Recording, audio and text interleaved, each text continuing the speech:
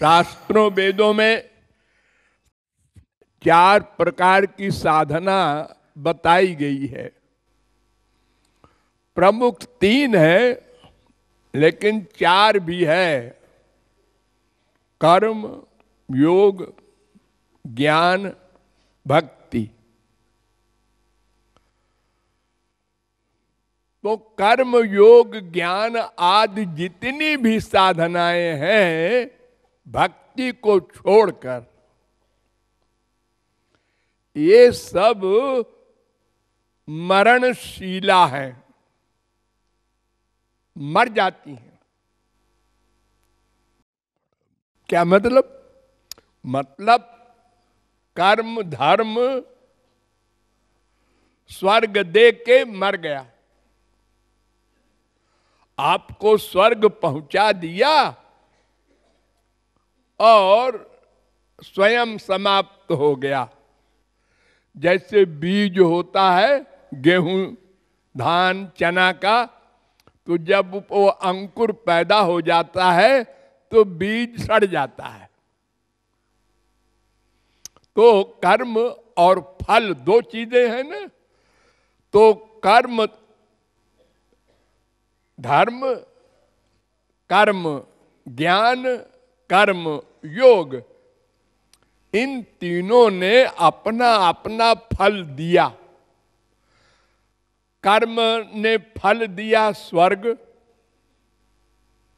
आप स्वर्ग 10 दिन, 20 दिन, 10 साल, 20 साल, 1000 साल रहे और कर्म खत्म। जैसे आपने बैंक में 1 लाख जमा कर दिया, 1000 रुपया महीना आप निकाल रहे हैं, 100 महीने में खत्म हो गया। अब आपका हिसाब किताब, पासबुक, जो कुछ था सब बेकार। ऐसे ही कर्म धर्म ने स्वर्ग दिया, मर गया।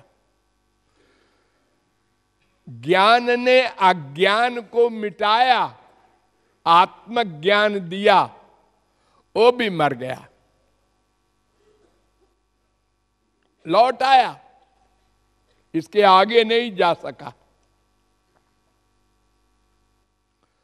योग ने 23 प्रकार की सिद्धियां दी, और स्वरूप में स्थिति,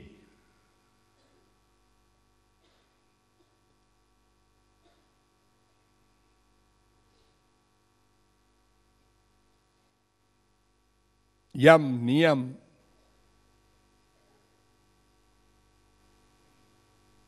आसन, प्राणायाम, प्रत्याहार, प्राणायाम, ध्यान, धारणा, समाधि, ये 8 प्रकार का योग होता है। चित्त वृत्ति पर निरोध करने का, तो उससे अंतिम सिद्धि है 23 प्रकार की सिद्धि। तो 10 प्रकार की सिद्धि तो होती है सात्विक, माइक। 8 प्रकार की सिद्धि तो भगवान और महापुरुष के पास रहती है, कुछ अंश में योगी को मिल जाती है, अणिमा, लघिमा, गरिमा, प्राकाम्य आदि। और 5 सिद्धि स्पेशल होती है योगियों की, कुछ योगियों को मिलती है, वो भी नश्वर होती है। तो योग ने सिद्धि दिया, योग भी मर गया। ये कोई माया को समाप्त नहीं कर सके, भगवान तक कोई ले नहीं जा सके, रास्ते ही में सब लौट आए।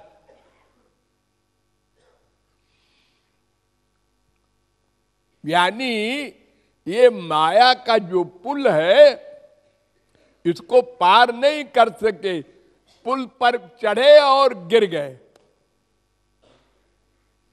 कर्म ने स्वर्ग दिया, मर गया, योग ने सिद्धियां दी, मर गई, और ज्ञान ने अज्ञान को मिटाया, आत्मज्ञान दिया, मर गया। लेकिन भक्ति अमृत स्वरूपा च, नारद जी ने अपने भक्ति दर्शन में तीसरा भक्ति सूत्र बनाया कि भक्ति अमृत स्वरूपा है। क्या मतलब? साधन सिद्धि राम पग नेहू, साधन भी भक्ति, और साधन भक्ति ने दिया भक्ति, सिद्धा भक्ति। यानी भक्ति सदा रही, माया को मिटाया, भगवान से मिलाया, भगवान को दास बनाया, और सदा बनी रही, मरी नहीं। भगवान को पाना ये भक्ति का फल नहीं है। माया को मिटाना ये भक्ति का फल नहीं है। भक्ति का फल है भक्ति। देखो, जब जब किसी भक्त को भगवान मिले और भगवान ने वर मांगा, भगवान ने कहा वर मांगो, तो भक्त ने ये नहीं कहा आपका दर्शन ही तो हमें चाहिए था, वो मिल गया बस। ना, वो कहता है भक्ति से आप मिले, अब आपसे भक्ति चाहते हैं, आपको नहीं चाहते, भक्ति चाहते हैं। बड़ा चालाक है भक्त। वो कहता है भक्ति दे देंगे तो ये तो हमारी मुट्ठी में हो जाएंगे, इनको क्या मांगे। आप लोगों ने सत्यवान सावित्री का कथानक सुना होगा। जब सत्यवान को यमराज ले जाने लगा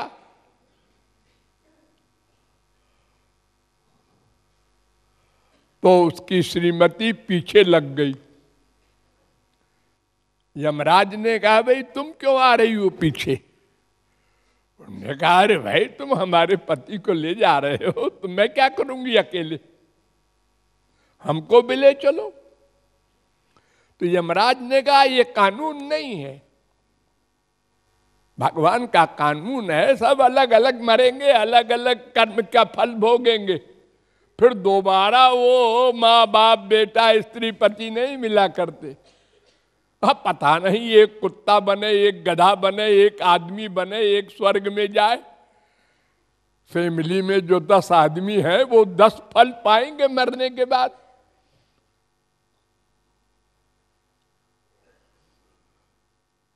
ये तो यही मृत्युलोक में जब तक है तब तक अगर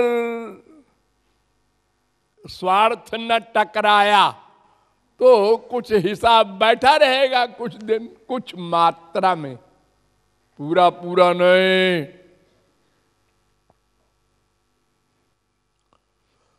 तो भक्ति का फल भक्ति, इसलिए फल रूपत्वात् एक सूत्र और बना दिया नारद जी ने। अमृत स्वरूपाच तीसरा सूत्र और फल रूपत्वात् 26वां सूत्र। भक्ति का फल भक्ति, साधन सिद्धि राम पग नेहू।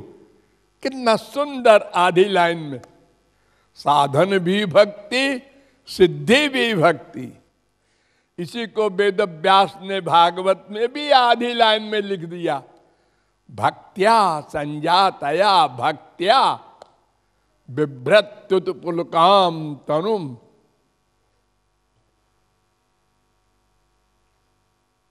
भक्ति से भक्ति मिलती है।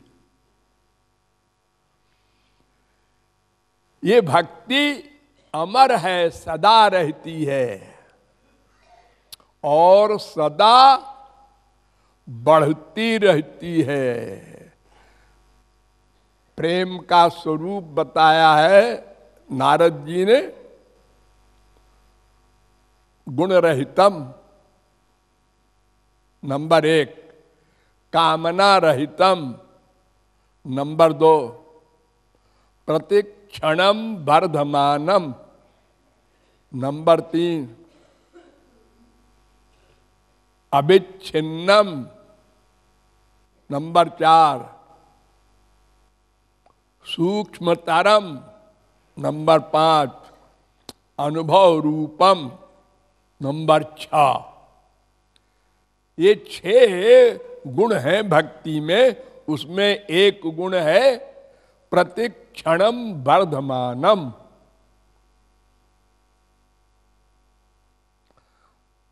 अनुदिन बढ़ई अनुग्रह तोरे। ये वर मांग रहा है, प्रतिक्षण बढ़ता जाता है, चंद्रमा की तरह। प्रतिपदा, द्वितीया, तृतीया, चतुर्थी, पंचमी, षष्ठी, सप्तमी, अष्टमी, नवमी, दशमी, एकादशी, द्वादशी, त्रयोदशी, चतुर्दशी, पूर्णिमा आ गई चंद्रमा की। पाए या में पूनो नहीं, लेकिन प्रेम में पूर्णिमा नहीं आती। दोहे करे हुड़ा हुड़ी, बाडे मुख नाही मुड़ी। भक्त का प्रेम और भगवान का रस दोनों में होड़ होती है। भगवान ने अपने सौंदर्य का रस बढ़ा दिया तो भक्त का प्रेम उसके आगे बढ़ा दिया उसने, तो भगवान ने और बढ़ा दिया अपना रस, तो भक्त ने अपना प्रेम और बढ़ा दिया।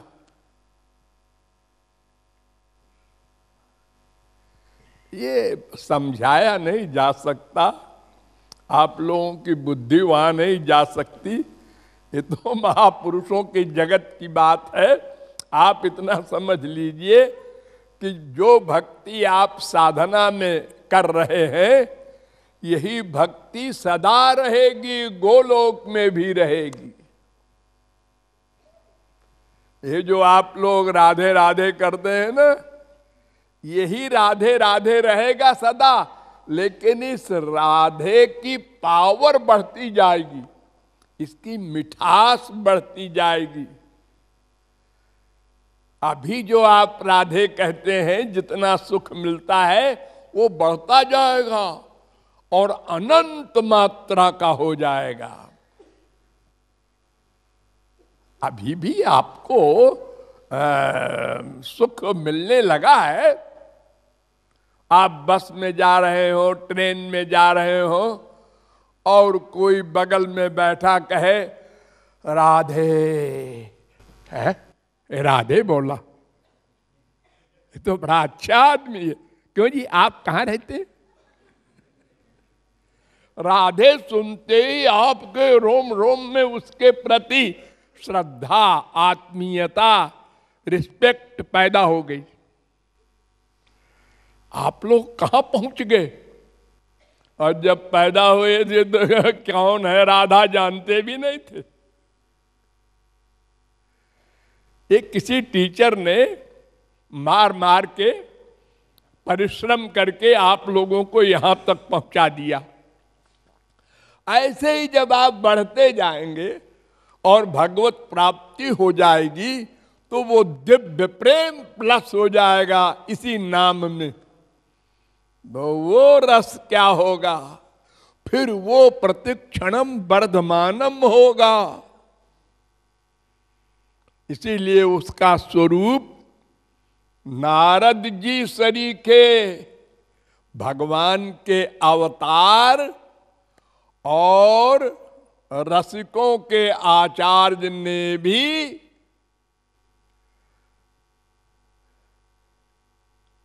हाथ उठा दिए।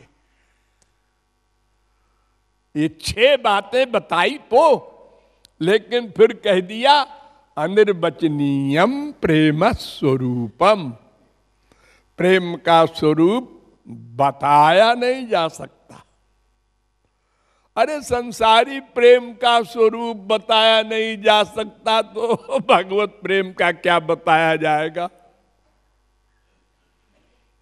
कोई किसी से पूछे, मम्मी से प्यार करते हो? कैसा होता है वो प्यार? कैसा होता है? वो कैसा क्या होता है? रसगुल्ला है क्या? और रसगुल्ला भी है तो उसका प्यार रस बताया नहीं जा सकता। रसगुल्ला कैसा होता है? क्यों? मीठा होता है। ये मी और ठा कहने से कोई सुनने वाला समझ लेगा रसगुल्ले का जायका? अरे नहीं, उसको समझाएंगे तुमने गुड़ खाया है? नहीं। अरे कोई मीठी चीज खाई है? नहीं जी, मैं तो नीम का कीड़ा हूं, संसारी विषय में रहा हूं, मैं क्या जानूं आपके प्रेमानंद वगैरह। तो फिर तुम नहीं समझ सकते। हाथ उठा देगा। ये भक्तों ने जो भगवान के बारे में लिखा है, ये तो सब बचपना है, बचपना। जैसे संसार में बचपना होता है ना, लोग कहते हैं ऐसे ही बचपना कर रहा है। क्यों? अरे बताओ, भगवान के मुख का वर्णन कर रहे हैं सारे संत। कमल के समान मुख है। कमल? कमल जड़ वस्तु, माया का बना हुआ, ये मुकाबला करेगा भगवान के मुख का। कमल के समान आंखें, कमल के समान हाथ, कमल के समान पैर। तो महापुरुष कहते हैं, भाई मैं कैसे समझाऊं, अलौकिक चीज तो कोई संसार में है ही नहीं कि तुमको बता दूं कि वो सामान जो है ना बादल के रंग के हैं, श्याम सुंदर, बादल के रंग के हैं। बादल तो हम रोज देखते हैं, हमको तो कोई आकर्षण नहीं होता।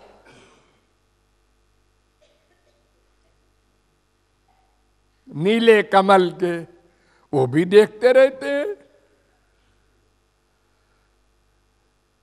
तो जितने एग्जाम्पल ये मटेरियल सामान से भगवान के विषय में दी जाती है, ये सब छिछोरापन है।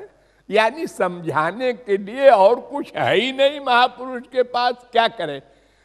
अगर सही बात करे तो यही बोलेगा अनिर्वचनीयम, अनिर्वचनीयम, बताया नहीं जा सकता, बताया नहीं जा सकता। तुलसीदास ने बड़ा सुंदर एक लाइन लिखा है, तमाम संतों ने उसको दोहराया है। गिरा आनयन नयन बिनु बानी। जिन आंखों ने भगवान राम को देखा है उसके जबान नहीं है, वो अनुभव किया है उसने। और जिसको बयान करना है वो रसना है, वो तो देखती नहीं, तो निरूपण नहीं हो सकता। अस्तु भक्ति अमर है और सब मर जाते।